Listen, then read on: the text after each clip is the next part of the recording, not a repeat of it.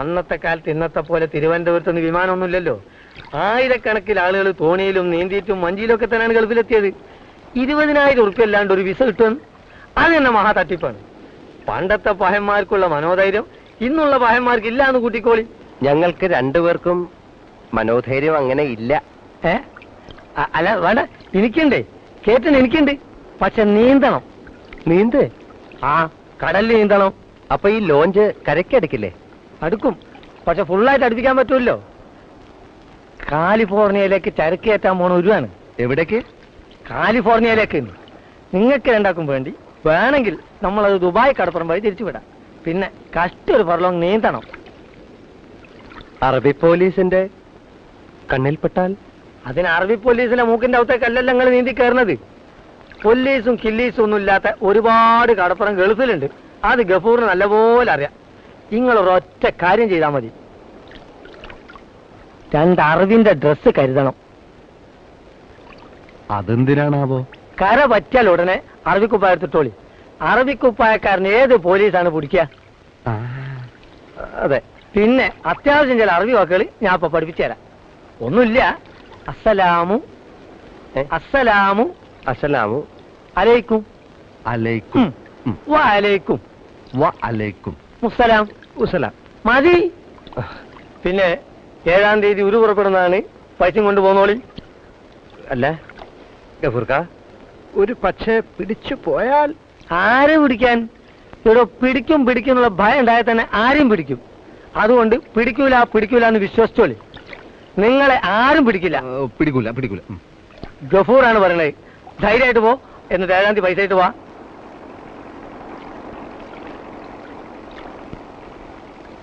പ്രശ്നമില്ല.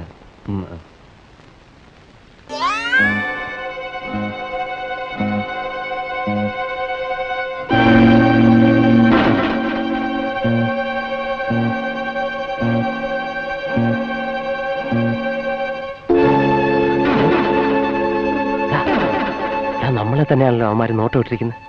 അതെ, നമ്മളെ തന്നെ അവര് നോക്കുന്നത്. കയ്യിലുണ്ടായിരുന്ന രൂപയും കളഞ്ഞ് അവസാനം അറബി ജയിലിന്റെ ഇരുമ്പഴി എണ്ണ ഗതിയായല്ലോ ഈശ്വര. നിന്റെ കൂടെ ഇറങ്ങിത്തിരിക്കുമ്പോഴേ ഞാൻ കരുതിയതാ കടപ്പുറം മുഴുവൻ ഇത്രയും ബന്ദോബസ്ത് ഉണ്ടാവുമെന്ന് ആരെങ്കിലും വിചാരിച്ചോ? അവന്മാര് പോലീസ് വേഷത്തിലല്ല, അറബികളുമല്ല, പാന്റ് ഷർട്ട് വേഷം. എന്റെ ബലമായ സംശയം നമ്മളെപ്പോലെ ഒളിച്ചു കിടന്നേതോ ഇന്ത്യക്കാരാണെന്ന. ഇന്ത്യക്കാർ ഒളിഞ്ഞു നോക്കുന്നത് എന്തിനാ? വിട്ടി, നമ്മളിപ്പോ ഇന്ത്യക്കാരല്ല, നമ്മുടെ അറബി കുപ്പായം കണ്ട അവന്മാര് വരണ്ടിരിക്കാവും. വരുന്നത് വരട്ടെ, നമുക്ക് ഭയപ്പെടാതെ മുന്നോട്ട് നീങ്ങാം. അല്ലെങ്കിലും ഭയപ്പെട്ടിട്ട് ഇനി കാര്യമില്ല. ഓടി രക്ഷപ്പെടാൻ ശ്രമിച്ചാൽ ചിലപ്പോ വെടികൊണ്ട് ചാവേണ്ടി വരും. അയ്യോ, അതുകൊണ്ട് ധൈര്യം, വിദ്വാനും ഭൂഷണം, മുമ്പോട്ട് നടക്കാം. നീ പോ. നീ നടക്ക. നീ പോ. നീ അത് നീ നടക്ക. പിടിച്ചോ, വാ. അയ്യോ, അവന്മാരെ ഇന്ത്യക്കാരെല്ലാം തോന്നുന്നു. നമ്മുടെ അറബി വേഷം കണ്ടിട്ട് അവന്മാർക്ക് ഒരു കുലുക്കമില്ല. കുലുങ്ങാത്ത ഏതെങ്കിലും ഇന്ത്യക്കാരായിരിക്കും. അയ്യോ, പിന്തുടരുകയാണല്ലോ നമ്മളെ. പിന്തുടരുകയാണല്ലോ. നമ്മളിങ്ങനെ സ്പീഡിൽ നടന്നാൽ അവന്മാർക്ക് സംശയം തോന്നും. നിൽക്കാം. സിഗരറ്റ് ഉണ്ട്. സിഗരറ്റ്. നമ്മൾ അറബികളല്ലേ, നമുക്കാരും പേടിക്കണ്ട. അതെ, നമുക്കാരും പേടിയില്ല.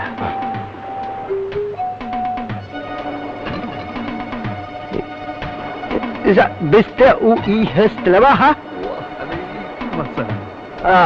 Slawa.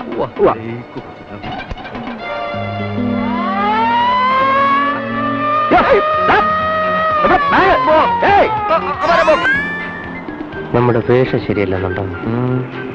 ആളുകളുടെ മുഖത്തൊക്കെ ഒരു അല്പം.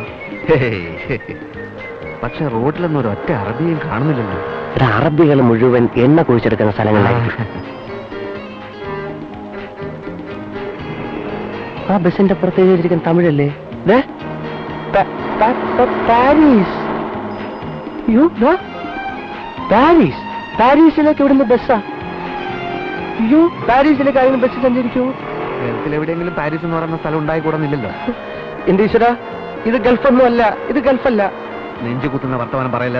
അല്ല, അയ്യോതാ ഇന്ത്യൻ ബാങ്ക്,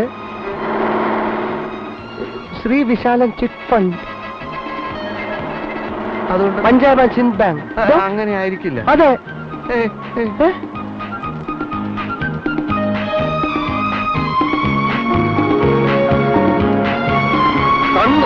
നോക്കടാ.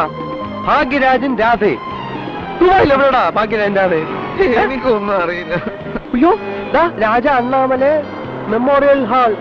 അയ്യോ എനിക്ക് അയ്യോ.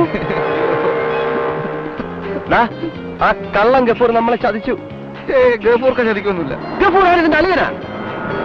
നീ എന്തിനാ എന്നോട് ചാടി കളിക്കുന്നത്? ദാ, പശുവിനെ വിറ്റതും വെള്ളത്തിൽ ചാടിയതും നീന്തിയതും കഷ്ടപ്പെട്ടതൊക്കെ മദിരാശി വരാനാ?